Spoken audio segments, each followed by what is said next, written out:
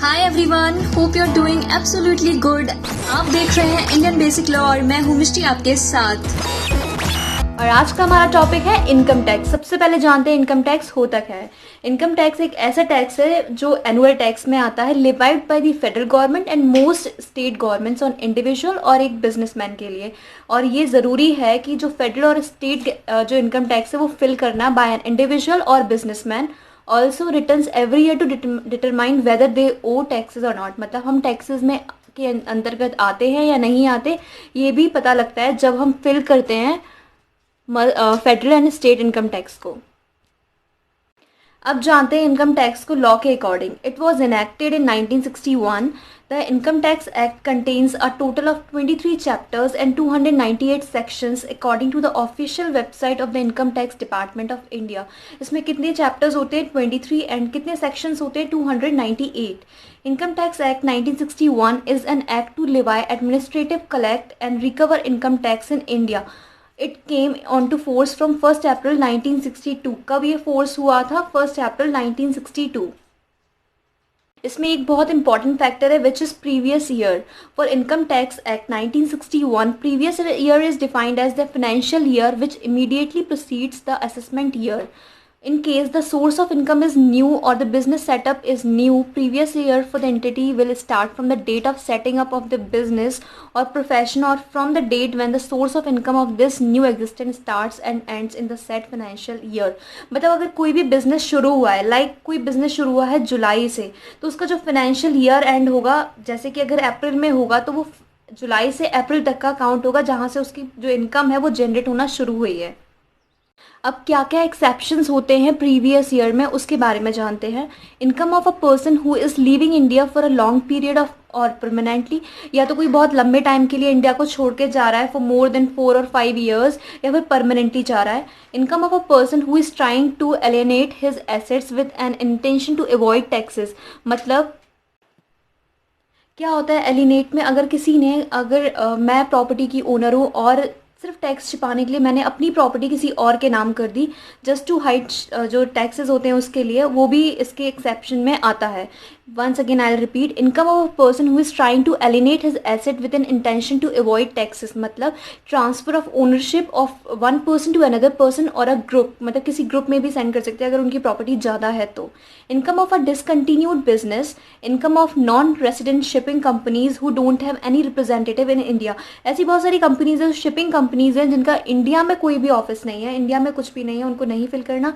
Income of a discontinuous business, अगर कोई भी बिजनेस जो डिसकंटिन्यू हो चुका है उनको टैक्स पे करने की ज़रूरत नहीं होती।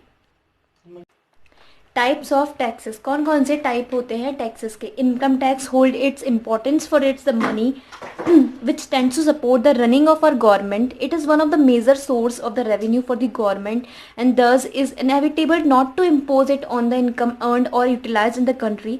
It helps meet the funds required to develop the country and other defense related needs of a nation. Income tax जो होता है वो किस तरीके से हेल्प करता है? मतलब गवर्नमेंट को और ज़्यादा फंड के जो भी रिक्वायरमेंट्स होती है उसके लिए रेज करता है। अगर कोई भी फंड है जो डोनेट करना है या किसी काम में लगाना है तो भी इनकम टैक्स होता है, का जो पैसा होता है वो काम आता है।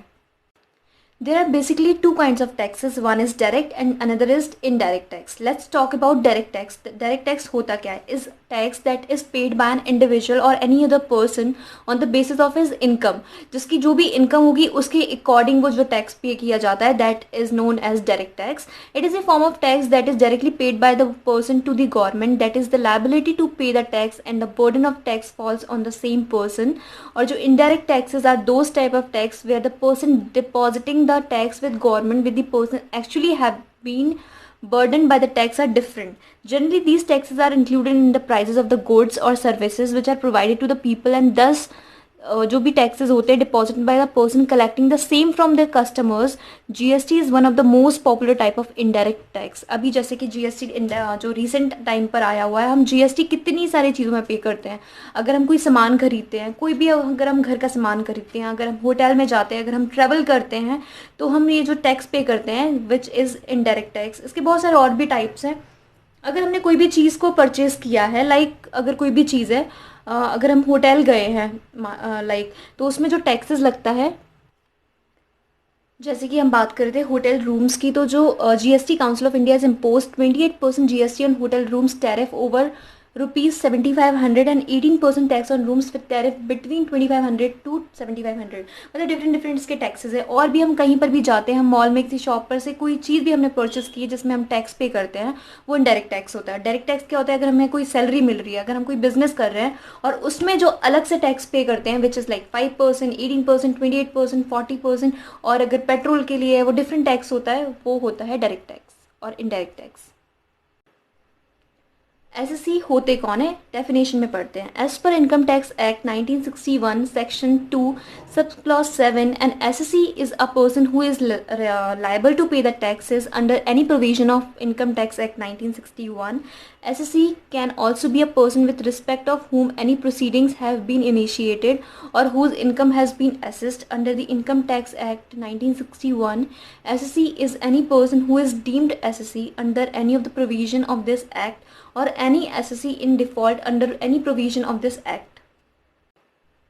Assessment. अब assessment क्या होता है? Assessment is primarily a process of determining the correctness of income declared by the SSC and calculating the amount of tax payable by him and further procedure of imposing that tax liability to on that person.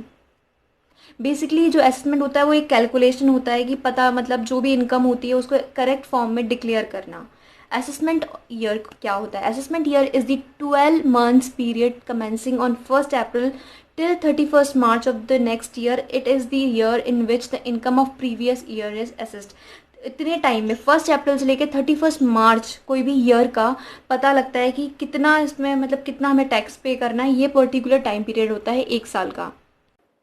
Person as per section 2 sub clause 31 of Income Tax Act 1961, a person would be anyone who is an individual, HUV मतलब Hindu undivided family, a company, a firm, an association of person or a body of individuals, a local authority, every artificial and juridical person who is not included in any of the above mentioned category.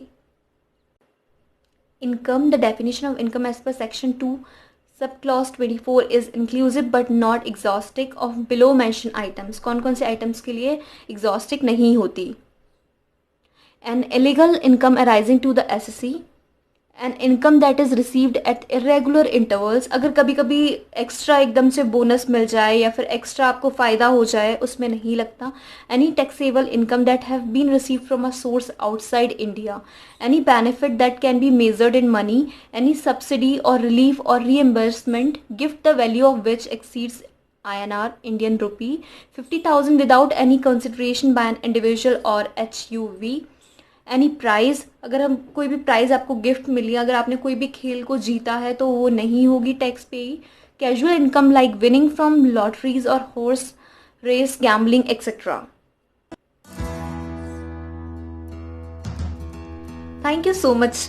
Like कीजिए, subscribe कीजिए और bell icon ज़रूर दबाइए और comment section में बताइए कि आपको आज का लेसन कैसा लगा और आपको नेक्स्ट वीडियो में क्या जानना है उसके बारे में भी आप बता सकते हैं। Thank you so much for listening.